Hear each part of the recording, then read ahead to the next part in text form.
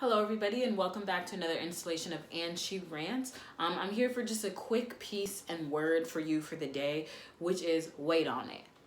Turn to your neighbor. I literally feel like a pastor these days. Like, honestly, do I sound like a pastor to you? Because I feel like one. Turn to your neighbor and say, wait on it. Wait on it. Right now, we're in the Millennials age, and everything is just so instant. I Uber Eats my food.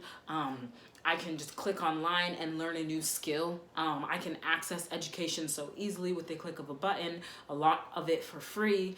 There's just so much access, resources, and things that just make it easier for me to do things that I almost have started to lose the patience that is literally required for you to be successful. I was watching a video from one of my favorite Instagram comedians, Kev on Stage, and he was talking about how long it took him to get to where he is now. He's like, y'all is on me.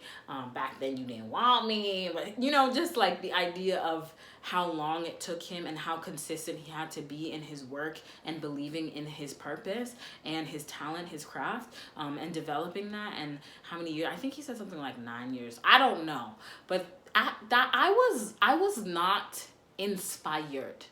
Like, that didn't rile up something in me that was like, yes, like consistency, let's go. I was like, wait, I'm pressed. Like, hold on. So what you're saying to me is that this idea and long-term vision that I feel like I see for where I'm going, who I'm going to be, and the impact I'm going to have, 9 years. I'm 26. I'm also trying to make this happen. I want to have a family. I want to have kids. I want to get married. Like, and just all of those ideas of like, oh my God, am I really willing to be patient and wait for the things that I'm purposed to do to come to pass? If you are someone who has big dreams, who knows that you have so much to impact in the world, who just wants to be successful, you need to have the patience to wait. To wait for your turn, for your opportunity, for your blessing, for your connection, for the moment and when you do that big thing. You may have this big idea and it may not be the right time for you to do it right now. And if you did it right now, you're gonna crumble over, you're gonna fall on your face. Everyone's gonna be like, I'm sorry, why did you think that you needed to do that right now? I'm sorry, why did you think you had the expertise to be the one to tell us about this thing? Why didn't you wait? Even with careers. I think that there's a really active culture that tells people that they should quit their jobs because you should do what you love, and if you're not doing what you love, like, you need to leave it behind right now. And let me just admit to you that I was actually that person. Like, a couple of years ago, I probably told some of you to leave your jobs if you're not happy, and I really apologize. Hope you didn't leave your jobs, because when I did that, it was actually a struggle, and that's why I was sharing a studio with someone for several months, and the payoff was amazing.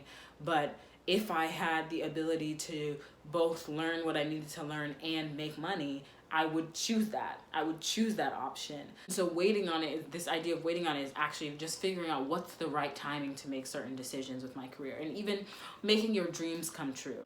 That consistency, bro. Your dreams ain't gonna happen overnight. Like, there are very few people that I truly admire that are living out their fullest dreams in their 20s. Like, they're not in their 20s. Like, the people that inspire me every day are in their 30s, their 40s, their 50s, and they have so many stories of all of the different things they did and the versions of themselves that they were, and the versions of ideas of who they were supposed to be, and their careers that developed that all led them to this impactful place that they're at now, where everybody admires who they are and what they do.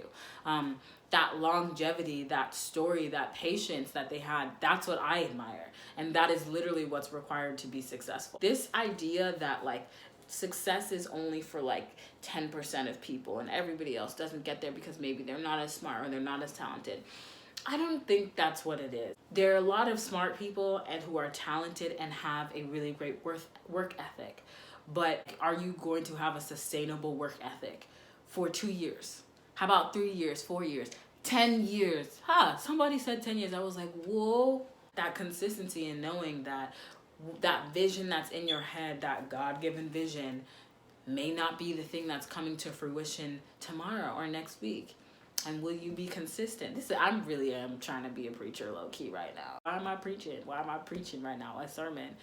Consistency is going to be required for you to reach the ultimate and best version of yourself. Who's seeing the vision of who you knew you could be come to fruition. This week, just remind yourself when you're like, why am I still doing this thing when I know I'm destined to be blah, blah, blah? Why they got me out here doing this task when I'm supposed to be CEO, boss, running things? Why do I have to work for people when I should really be running things and making decisions and all of that? Don't worry, your time will come. Wait on it.